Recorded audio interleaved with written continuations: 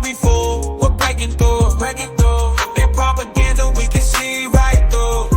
We're waking up, ain't nothing they can do.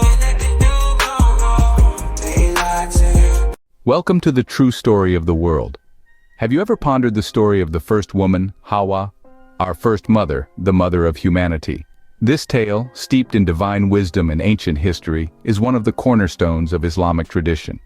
Hawa, known to many as Eve, was the first woman born not from a mother's womb but crafted from the rib of the first man, Adam. This unique creation established her as a partner, a companion, and an equal to Adam.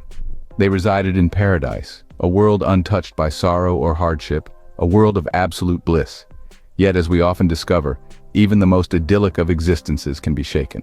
A world of absolute bliss, paradise, was theirs to relish, but not theirs to keep. Single act of deceit would change their lives forever, marking the end of innocence and the beginning of a new reality. Imagine living in a world of absolute bliss and then losing it all. This is the story we are about to embark upon. As the verse from Surah Al-Baqarah 235 says, "And we said, O Adam, dwell you and your wife in paradise, and eat both of you freely with pleasure and delight of things therein, as wherever you will. But come not near tree, or you both will be of the Zalimun, wrongdoers." The paradise that Hawa and Adam inhabited was no ordinary place. It was a beyond human comprehension, a place of pure serenity, brimming with bountiful trees, rivers of honey, and mountains of musk.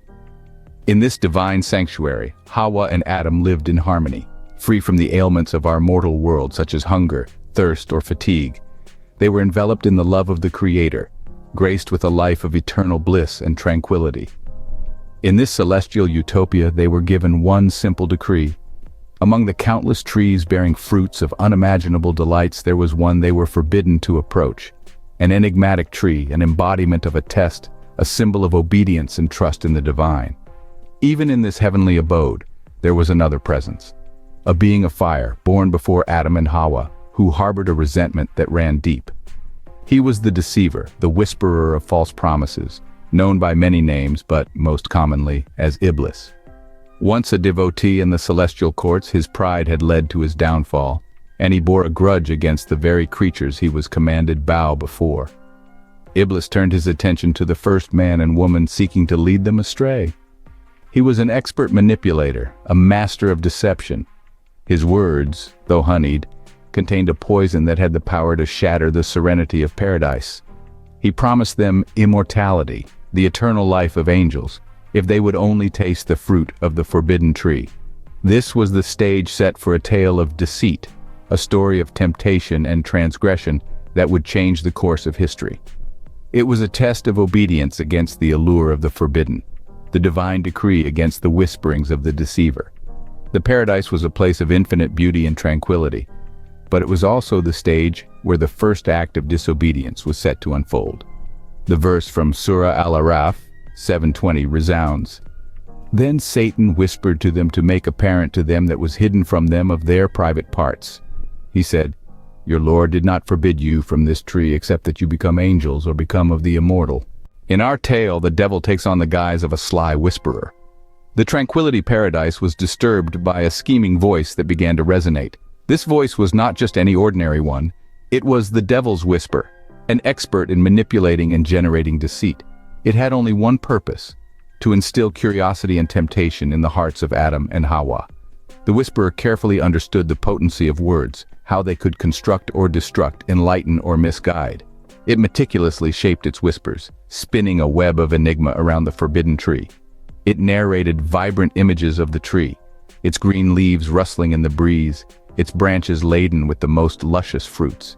The fruits, it claimed, were incomparable to any in paradise, as they held the power to bestow wisdom and everlasting life.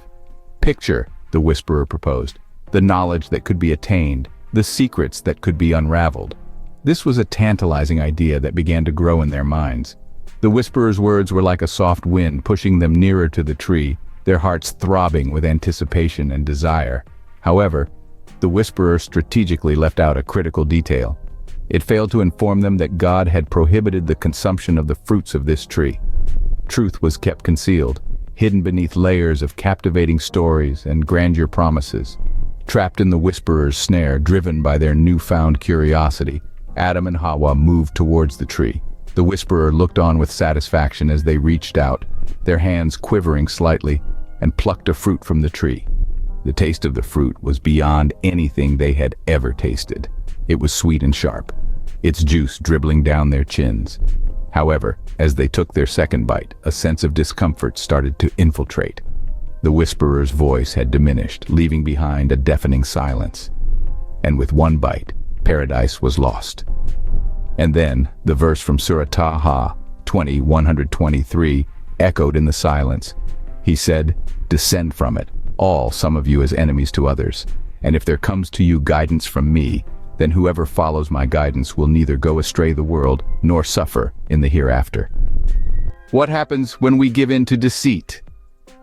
The moment Hawa and Adam succumbed to the whispers, the world as they knew it shifted. They were no longer the inhabitants of paradise, the heavenly abode where they had known nothing but tranquility and bliss. They had been deceived, and the consequences were swift and severe. They were banished from paradise, cast out into the world, a place starkly different from their former home. This was a realm where they would have to toil and strive, a stark contrast to the effortless bounty they were once privy to in paradise. Each day, they faced the harsh realities of their new existence.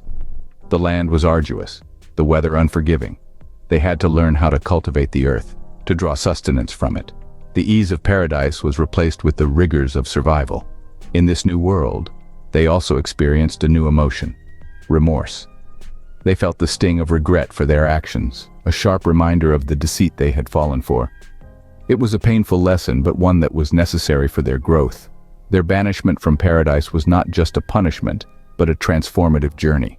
They were no longer just recipients of divine bounty, but had to become the architects of their own destiny.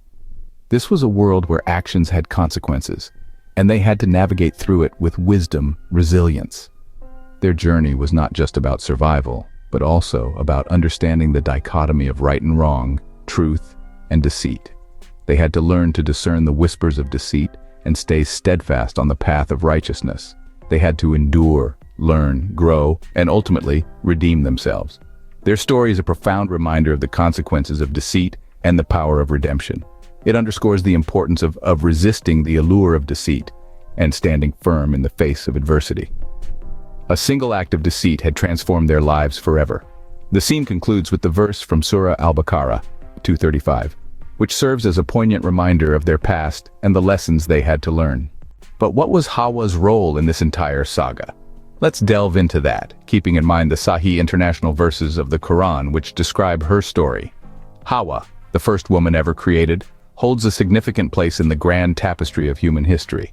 According to the Quran, and Adam and his wife ate of it, and their private parts became apparent to them, and they began to fasten over themselves from the leaves of paradise. The verse reflects on their innocence and the start of their journey of knowledge and growth. She was not merely a companion to Adam. She was, in essence, the cornerstone of humanity, the first mother, the first woman to experience life's joys, challenges, and even the feeling of vulnerability when they became naked. Her influence is far-reaching, and it extends beyond the boundaries of time. As the first woman, everything she did set a precedent. Each decision she made, each step she took, was a path never tread before. Hawa was not just a passive participant in the world around her. She was a decision-maker, an influencer. Her choices, whether they led to joy or sorrow, shaped the course of humanity. The Quran tells us, "So their Lord called to them, 'Did I not forbid you from that tree and tell you that Satan is to you a clear enemy?'" It was an important moment, a lesson learned, demonstrating the power of influence, setting the stage for all women who would follow in her footsteps. But Hawa was more than just a decision-maker and influencer. She was a symbol of strength and resilience. Despite the ultimate deceit, the loss of paradise, and the vulnerability of nakedness did not crumble. Instead, she rose, learning from her mistakes, growing stronger, and moving forward. She showed us that it's not about never falling, it's about getting back up each time we do. Her resilience in the face of adversity is a testament to the strength inherent in every woman. It's a legacy that she passed down to all of humanity, a legacy that is alive in every woman today. Hawa's role as the first woman, the mother of all humanity, is not just about her place in history. It's about the lessons she taught us, the strength and the resilience she showcased. Her story serves as a reminder that we all have the power to influence, to make decisions, and to rise above challenges. Hawa, the first woman, stands as a symbol of strength, resilience, and the power of influence. Now let's reflect upon the verse from Surah Al-Araf 7:20. Then Satan whispered to them to make apparent to them what was hidden from them of their private parts. He said, "Your Lord did not forbid you this tree except that you become angels or become of the immortal." This verse adds another layer to Hawa's story, showing the deceit that led to their fall from grace. As we reflect on Hawa's story, what lessons can we draw? Hawa, the first woman of the world, companion to Adam, experienced the bitter taste of deceit that led them to lose paradise. It's a tale as old as time itself, echoing with themes of temptation and resilience, and the consequences of actions. In the Garden of Eden, Hawa and Adam were beguiled by the deceiver's whisper, a temptation that proved too much to resist. Actions serve as a stark reminder of the power of influence and the potential consequences of succumbing to it. Yet Hawa's story is not only a story of loss, it is of resilience. Despite the hardship, Hawa did not crumble. She stood firm, adapting to a new life, demonstrating the strength and resilience of the human spirit.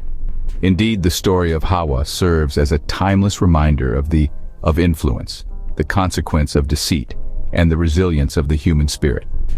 As we conclude, let's remember the verse from Surah Taha 20:123. He said, "Go down from here as enemies to each other, for you on the earth is a dwelling and enjoyment for a time." This verse further underlines the lessons that we can draw from Hawa's story, reminding us of the consequences of our actions, but also the opportunity for renewal and resilience. In this scene, we delve into the sacred text, the Quran, to bring forth the verses that speak about Adam and Hawa. Their story is told in several surahs, providing a profound perspective on their experiences and trials.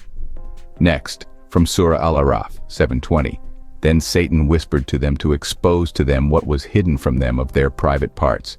He said, "Your Lord did not forbid you this tree except that you become angels or become of the immortal." This part of the story highlights the deceit of the deceiver, his whisper leading them to their downfall. Finally, from Surah Taha 20:123, he said, "Descend from paradise, all being enemies to one another. And if there should come to you guidance from me, then whoever follows my guidance will neither go astray nor suffer." This verse illustrates the consequences of their actions, their descent from paradise, and the promise of guidance. These verses together provide a deeper understanding of Hawa's story, emphasizing the themes of temptation, resilience, and the consequences of actions. This is a story that continues to resonate, teaching us important life lessons, to submit, to trust him entirely, and to never listen to the deceiving little voice in our heads. As we wrap up this scene, let's revisit the verse from Surah Al-Baqarah 2:35. "And we said, O Adam, dwell, you and your wife, in paradise, and eat therefrom in abundance from wherever you will. But do not approach this tree, lest you be among the wrongdoers." This verse sets the foundation of the story, reminding us of the paradise that Adam and Hawa once dwelled in, and the command they failed to obey. Please subscribe, like, and share. Thank you.